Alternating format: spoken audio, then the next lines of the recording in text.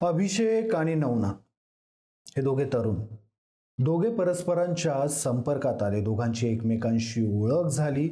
ओळख झाल्यानंतर त्यांच्यात मैत्रीचं नातं फुललं. या दोघांनीही एकमेकांना मित्र म्हणून स्वीकारलं होतं. पण माणसाच्या मनाची खात्री नसते.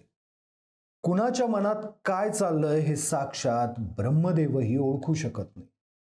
तेच या दोघांच्या बाबतीतही झालं. नवनाथ अभिषेककडं मित्र म्हणून बघत होता. आपल्या मनातल्या सगळ्या गोष्टी अभिषेक जवळ तो शेअर करत होता. अभिषेकही नवनाथच्या खांद्यावर डोकं ठेवून आपले भलेबुरे अनुभव सांगत होता. नवनाथ अभिषेककडं एक मित्र म्हणून बघत होता.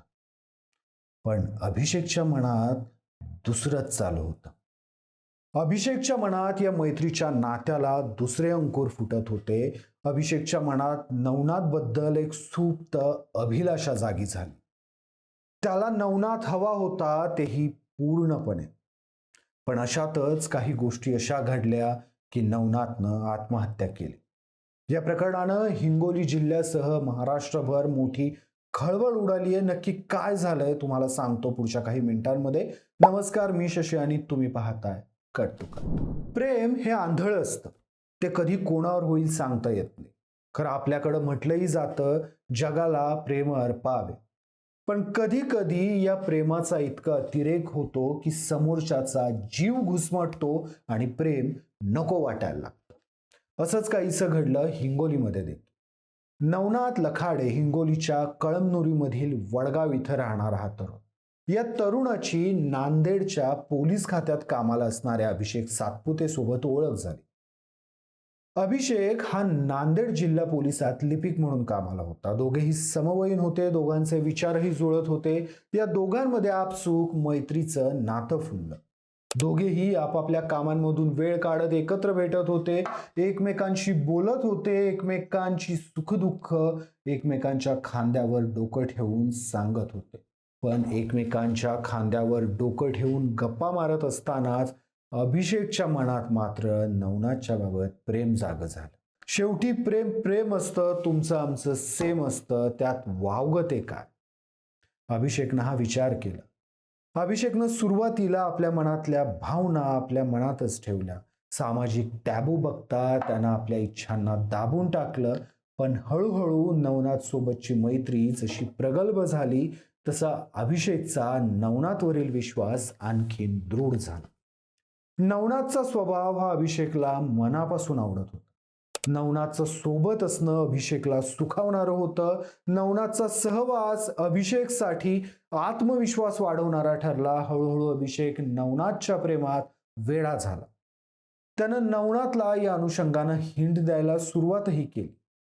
पण मुलांच्या मैत्रीमध्ये अशा गोष्टी कॉमन असतात. पानसट जोक नेहमी मारले जातात. नवनाथनं हाच विचार केला आणि अभिषेक चेष्टा करतोय असं समजून हा विषय टाळून दिला. पण वेळ पुढे सरकत होती. अभिषेकच्या मनात नवनाथ बद्दलचं प्रेम आणखीन फुलत होतं. आता त्याला नवनाथ हा फक्त प्रेमासाठी नाही, फक्त सोबतीसाठी नाही, तर शारीरिक संबंधांसाठी देखील हवा होता. नवनाथच्या प्रेमात अभिषेक वेडा झाला होता. त्यानं शेवटी हिंमत केली आणि पुन्हा एकदा नवनाथ समोर आपल्या प्रेमाची कबुली दिली. पण नवनाथ या गोष्टीला नाही म्हटला. नवनाथच्या मनात अभिषेक बद्दल असं काहीच नव्हतं. तो त्याला फक्त मित्र म्हणून बघत होता.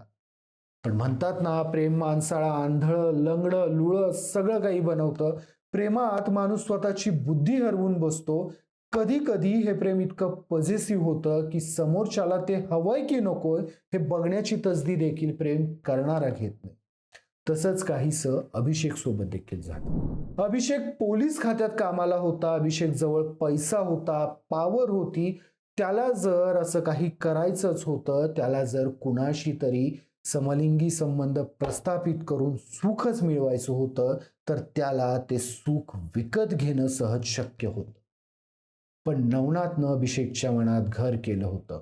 अभिषेकला जळी स्थळी, काष्टी पाशानी, कामाच्या ठिकाणी सगळीकडं नवनाथचा चेहरा दिसू लागला. त्याला नवनाथ आपल्या कुशीत हवा असं सारखं वाटायचं. अभिषेकने पुन्हा एकदा हिंमत केली. नवनाथला भेटला, नवनाथला आपल्या मनातली इच्छा सांगितली. पण नवनाथनं पुन्हा एकदा अभिषेकला नकार दिला. तो अभिषेक सोबत शरीर संबंध ठेवायला नाही म्हटला. अभिषेक नाराज झाला, त्याचं मन खट्टू झालं, पण त्यानं धीर सोडला नाही. त्याला विश्वास होता, नवनाथ कधी ना कधी माझं प्रेम समजून घेईल, माझं मन समजून घेईल. नवनाथ कधी ना कधी मला काय हवंय ते उमजून घेईल आणि आम्ही दोघंही एकमेकांना समजून नात्यात पुढचं पाऊल टाकू.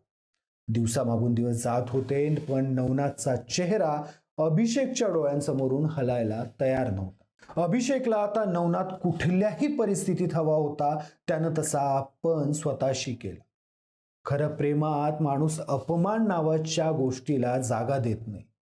प्रेम झालेली व्यक्ती समोरच्या व्यक्तीमध्ये देवाला बघते आणि देवानं भक्ताचा केलेला मान अपमान असं काहीच नसतं. अभिषेकनं स्वतःच्या मनाला समजावलं आणि 18 एप्रिलला पुन्हा एकदा नवनाथची भेट घेतली.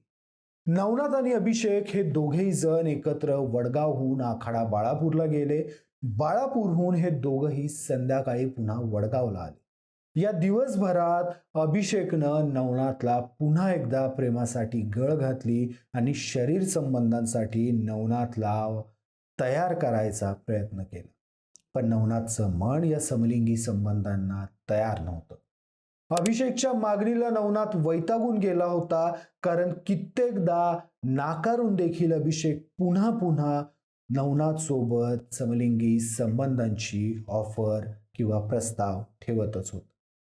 नवनाथला अशा गोष्टींमध्ये काही एक रस नव्हता, पण अभिषेक ऐकायला तयार नव्हता. अभिषेकनं त्याच्या मागं पुन्हा एकदा तगादा लावला. मला तू हवा आहेस, मला तू हवा आहेस, माझं तुझ्यावर प्रेम आहे, माझ्यासोबत समलिंगी संबंध ठेव, असं म्हणत त्यानं नवनाथला पुन्हा एकदा कन्व्हिन्स करण्याचा प्रयत्न केला. पण नवनाथ तयार झाला नाही.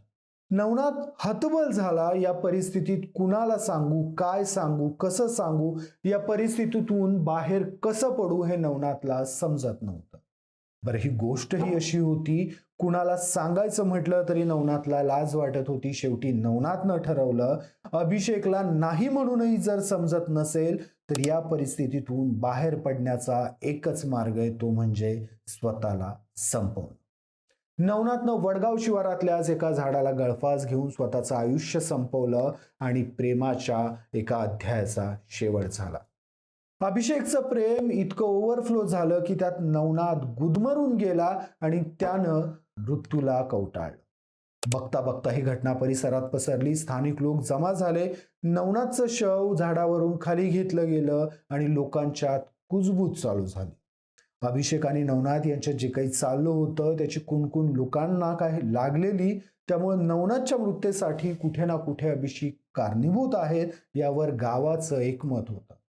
नवनाथच्या घरचे आणि वडगाव परिसरातील नागरिक या घटनेने संतप्त झाले. त्यांनी अभिषेकवर गुन्हा दाखल होईपर्यंत नवनाथच्या मृतदेहावर अंत्यसंस्कार न करण्याचा निर्णय घेतला.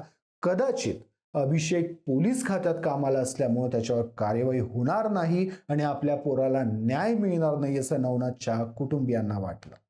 लोकरेट्या पुढे पोलिसांनी अभिषेकवर गुन्हा दाखल केलाय. अभिषेकला या प्रकरणात आता अटक झाली आणि पोलीस पुढची चौकशी करतायत. मात्र या घटनेनं एखाद्याची इच्छा नसेल आणि तुम्ही त्याला समलिंगी संबंधांसाठी आग्रह धरत असताल तर त्याचे काय परिणाम होतात हे पुन्हा एकदा समाजासमोर आले. मुळातच समलिंगी संबंध हे कायद्यानं आता गुन्हा नाहीये. दोन सुज्ञ व्यक्ती परस्पर सहमतीनं एकमेकांशी संबंध ठेवत असतील तर त्यात कायदा हस्तक्षेप करत नाही आणि त्यात समलिंगी संबंध हे आता कायद्यातून गुन्हेगारीच्या कक्षातून देखील बाहेर आले. पण अभिषेकची या घटनेत निवड चुकली. अभिषेकच्या समलिंगी असण्याला कोणाचा आक्षेप असण्याचा कारण नाही, मात्र आक्षेप आहे किंवा आक्षेप होता तो त्याच्या अट्टहासाला आणि आग्रहाला. ज्या माणसाला आपल्यासोबत झोपण्यात कुठलंही स्वारस्य नाही त्याला त्यासाठी जबरदस्ती करणं हे केव्हाही चूकच.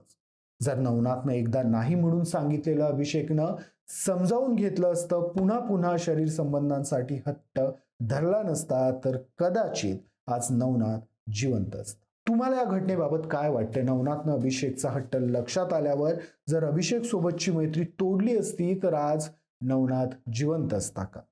आपला मित्र समलिंगी संबंधांसाठी तयार नाही तर अभिषेकनं त्याला सोडून दुसरा पर्याय बघितला असता तर त्यांची मैत्री टिकली असती का? मला तुमची मतं कमेंटमध्ये आवर्जून सांगा. व्हिडिओ आवडल्यास व्हिडिओला लाईक करा, शेअर करा आणि कट टू कटला सबस्क्राईब करायला विसरू नका.